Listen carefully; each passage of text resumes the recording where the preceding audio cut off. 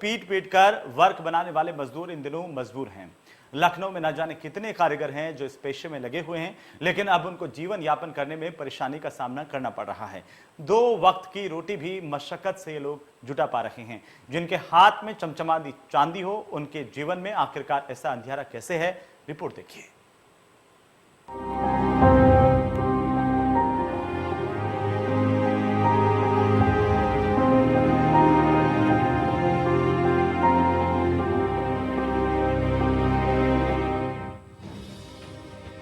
हुनरमंद गरीबी में जीने को मजबूर। धीरे धीरे खत्म हो रहे हैं चांदी के वर्क बनाने वाले। दिन रात मेहनत के बाद भी नहीं हो रहा गुजारा। चांदी को आकार देने वालों का सुनने वाला कोई नहीं।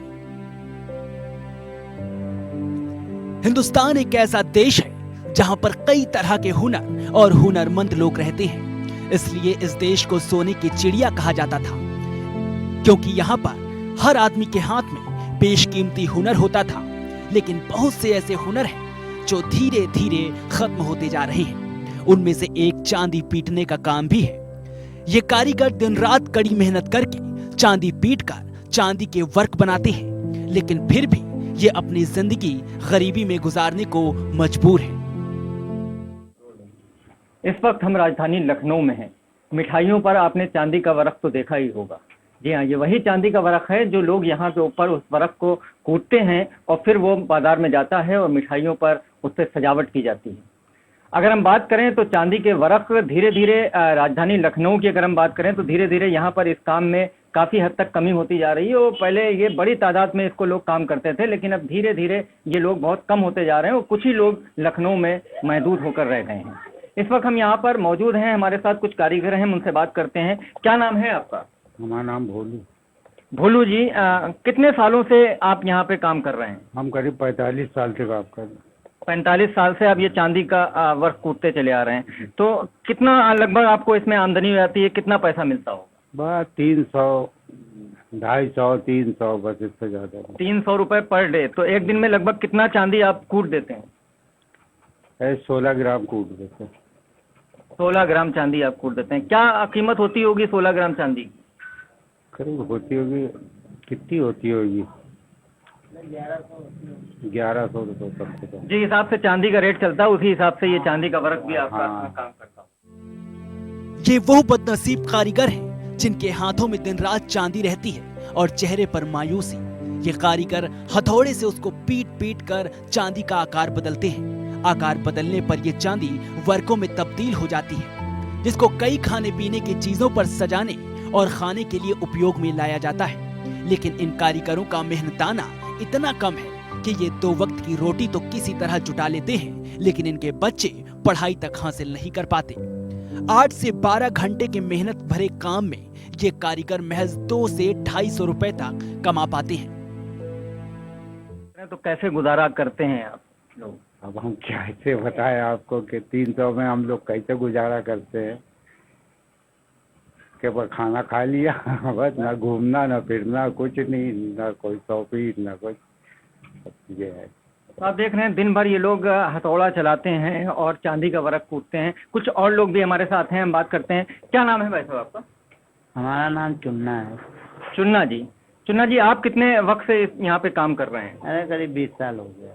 20 साल से काम आप इसी लाइन को कर रहे हैं, तो कितना पैसा यहाँ पे आप कमा लेते हैं?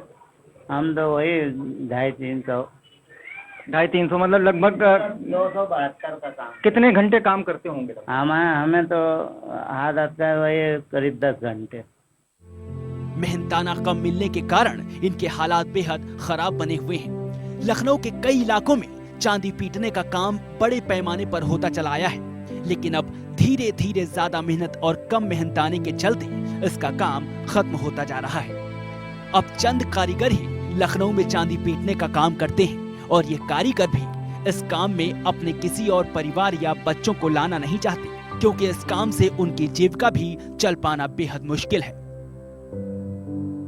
लखनऊ में तकरीबन 50 सालों से काम करने वाले कारीगर बताते हैं कि एक लंबे वक्त से वो ये काम करते चले आ रहे हैं।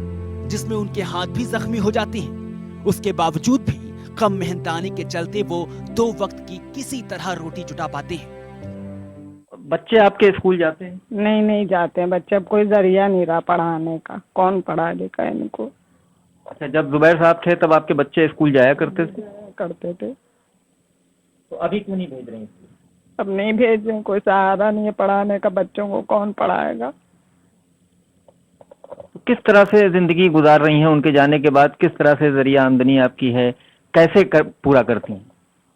सब इधर उधर वाले कर देते हैं, लेकिन पढ़ाने के लिए किससे कहें आप, कोई सहारा नहीं रहा। आप कुछ ऐसा कोई मदद कर दे जो अपने बच्चों को पढ़ा लिखा सके। सरकार से आप कुछ मदद चाहेंगी, कुछ जी, कहना चाहेंगी? किराए का घर है हमारा, किराया देने में भी परेशानी होती है। यही हाल दूसरे कारीगरों का भी है। तमाम कोशिशों के बावजूद वो इस काम को करके अपना परिवार नहीं चला पाते। बाजार में चांदी के वर्क बनाने वाली मशीन आ गई है, जिसकी वजह से कम पैसों में चांदी के वर्क तैयार होने लगे हैं, जिससे मजदूरों की मजदूरी और कम हो गई है। वर्क के कारीगरों को मजदूरी उचित मात्रा में नहीं मिल रही है, तो बहुत ही शोचनीय विषय है। सरकार को इस पर गंभीरता से विचार करना चाहिए ताकि इस परंपरा को आगे बनाए रखें। वो अगर उनको मजदूरी समय से और उचित मात्रा में नहीं मिलेगी तो वो अपने परिवार का भरण पोषण कैसे करेंगे, बच्चों को शिक्षित कैसे करेंगे? अगर वो इतना नहीं कर पाएंगे इस कारोबार से तो फिर दूसरे कारोबार की ओर रुख करेंगे। तो एक ये जो परंपरा लखनऊ की है, जो कि नवाबों के समय से है और राजा महाराजाओं के समय में भी रही है, वो धीरे धीरे भी लुप्त हो जाएगी। जैसे कि और दूसरे लखनऊ के जो परंपराएं हैं वो धीरे धीरे खत्म हो रही हैं, उसी प्रकार ये भी एक परंपरा लखनऊ की खत्म हो जाएगी। तो इसके ऊपर सरकार को गंभीरता से विचार करना चाहिए कि जो इसके कारीगर हैं उनको उचित मात्रा में मजदूरी मिले। जरूरत इस बात की है कि चांदी के पीटने वाले इन कारीगरों को मायूसी भरी जिंदगी से उबारने के लिए और समाज की मुख्य धारा से जोड़ने के लिए सरकार को और उन समाज सेवी संस्थाओं को आगे आना होगा जो इनको आम नागरिकों की तरह एक राहत भरी जिंदगी दे सके और देश को ये बेशकीमती हुनर महफूज रख सके। लखनऊ से संवाददाता फिरोज के साथ इंडिया न्यूज, उत्तर प्रदेश, उत्तराखंड। इन मजदूरों की परेशानी यह है कि 24 घंटे काम करने के बावजूद भी 2 वक्त की रोटी नहीं कमा पा रहे हैं। अब उम्मीद सरकार से है, इन्हें देखना होगा कि सरकार इनकी क्या सहायता कर पाती है।